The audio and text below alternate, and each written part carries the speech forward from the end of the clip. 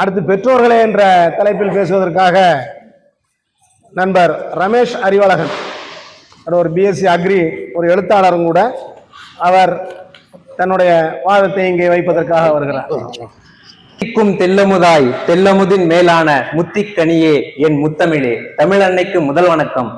நடுவர் அவர்களுக்கும் எனது அணியை சார்ந்தவர்களுக்கும் எதிரணியை சார்ந்தவர்களுக்கும் எனது வணக்கத்தை கூறி எனது உரையை தொடர்கிறேன்.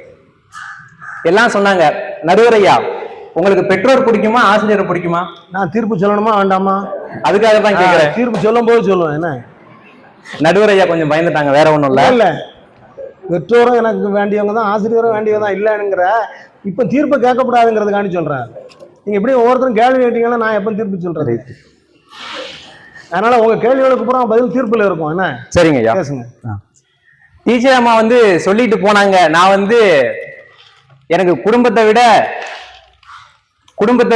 எனக்கு என் பிள்ளைகள் தான் முக்கியம், அதுவும் எங்க பள்ளிக்கூடத்துல படிக்கிற பிள்ளைங்க. அதே அந்த அம்மாவை நீங்க இன்னொரு பீரியட் எடுக்க சொன்ன, சார் ஆல்ரெடி நான் 4 பீரியட் எடுத்து முடிச்சிட்டேன், நான் மறுபடியும் எப்படி சார் எடுப்பேன் அப்படின்னு சொல்லிட்டு என்னோட கடமையை தள்ளி வச்சுட்டு போவாங்க தானே தவிர நான் இன்னும் 2 பீரியட் சேர்த்து எடுக்கிறேன்னு எந்த ஆசிரியர் சொல்லியிருக்காங்களா? இது வரைக்கும் நான் கேள்விப்பட்டதில்லை.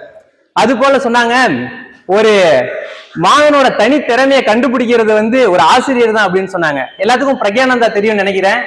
ஒரு 17-18 வயசு பையன் தான், உலகத்தையே சதுரங்க விளையாட்டுல ஆட்டி படைச்சிட்டு இருக்கான். அது காரணம் அவங்களோட ஆசிரியர் நினைக்கிறீங்களா? இல்ல, சின்ன வயசுல அந்த பிரக்யானந்தாவோட அக்கா இருந்திருக்காங்க, வைஷாலின்னு ஒரு பொண்ணு. அவங்க சதுரங்க விளையாடும் போது பொழுதுபோக்கா அந்த பையன் விளையாண்டுட்டு இருக்கான்.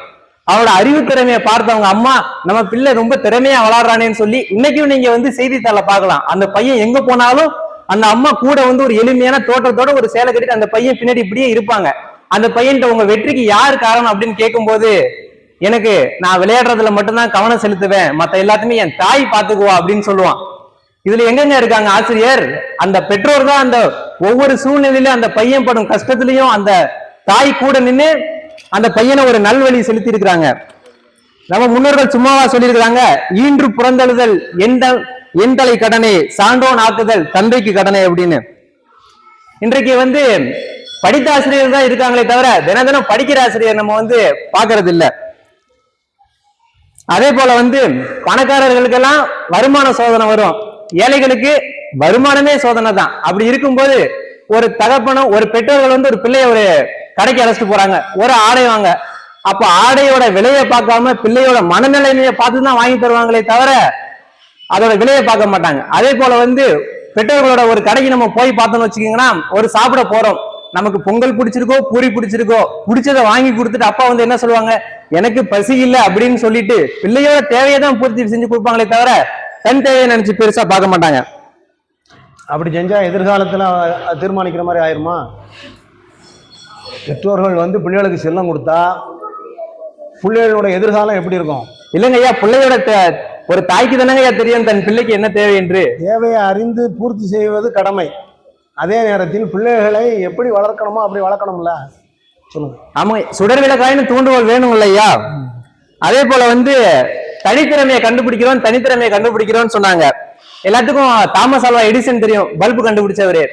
அவருக்கு கொஞ்சம் அறிவு திறன் கொஞ்சம் கம்மி தான். பள்ளிக்கூடம் படிக்கும் போது என்ன பண்ணாங்க, உங்க பையன் எங்க ஸ்கூலுக்கு தகுதி இல்ல, அதனால அந்த பையனை நீங்க வீட்டுக்கு கூட்டு போங்கன்னு சொல்லி ஒரு லெட்டர் எழுதி அனுப்புறாங்க. அந்த பையன் என்ன, அவங்க அந்த தாய்க்கு அந்த லெட்டர் வருது, மனமுடைஞ்ச அந்த தாய் அந்த லெட்டரை அந்த பிள்ளைகிட்ட சொல்லாம அந்த பிள்ளைகிட்ட என்ன சொல்றாங்க, உனக்கு பாடம் எடுக்கிற அளவுக்கு இங்க எந்த வாத்தியான அறிவாளியா இல்ல அப்படின்னு சொல்லியிருக்காங்க.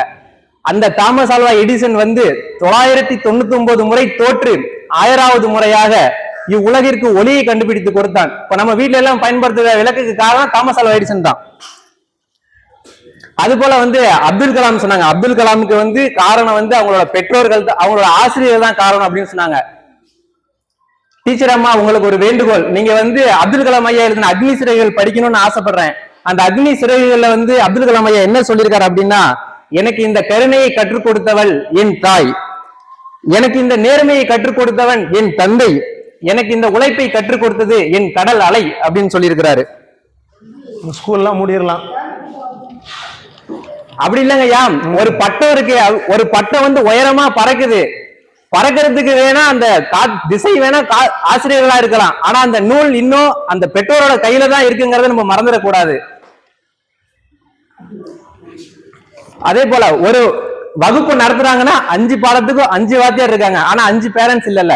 வீட்டுக்கு வந்து அந்த 5 பாடத்தையும் ஒரு சேர தன் பிள்ளைக்கு தாய் உட்கார வச்சு தினமும் அவங்கள வழி நடத்தினாதான் அவங்க எந்த இடத்துக்கு சென்றடைய முடியுமோ அந்த இடத்துக்கு சென்றடைகிறாங்க. இறுதியாக ஆபிரகாம் லிங்கனின் கதையை கூறி முடிக்கிறேன். ஆபிரகாம் லிங்கன் எல்லாத்துக்கும் தெரியும், கருப்பின தலைவர். அவரோட பையன் ஆபிரகாம் லிங்கன் வந்து ஒரு எதிர்கட்சி தலைவரை பார்க்கும்போது அவங்க எதிர்கட்சி தலைவர் சொல்றாரு, ஐயா இது உங்களோட அப்பா, இது உங்க அப்பா தச்ச செருப்பு, அதைத்தான் நான் இன்னும் போட்டிருக்கேன் அப்படின்னு சொல்லும்போது, வணக்கம் வணக்கம் என்று கூறி வந்து, இவ்வளவு எங்க அப்பா கொடுத்த செருப்பு எவ்வளவு உழைக்குதோ அது போலதான் நானும் உழைத்துக் கொண்டிருக்கிறேன், என் கடமையும் உழைத்துக் கொண்டிருக்கிறது, எனக்கு எப்படி நாற்காலியை தேர்வு செய்வது என் தந்தை கற்றுக் கொடுத்தார் அப்படின்னு சொல்லியிருக்கிறாரு. அது போல ஒவ்வொரு பட்டம் உயர பறக்கும் போதும் ஆசிரியர் காரணமா இருக்கலாம், ஆனா அந்த பட்டம் எவ்வளவு உயரம் போகுதுங்கிறது அந்த நூல் கையிலிருந்து போறதே பெற்றோர்கள் கையில் தான் இருக்கு என்று பேச வாய்ப்பளித்தமைக்கு நன்றி கூறி விடைபெறுகிறேன். நன்றி, வணக்கம்.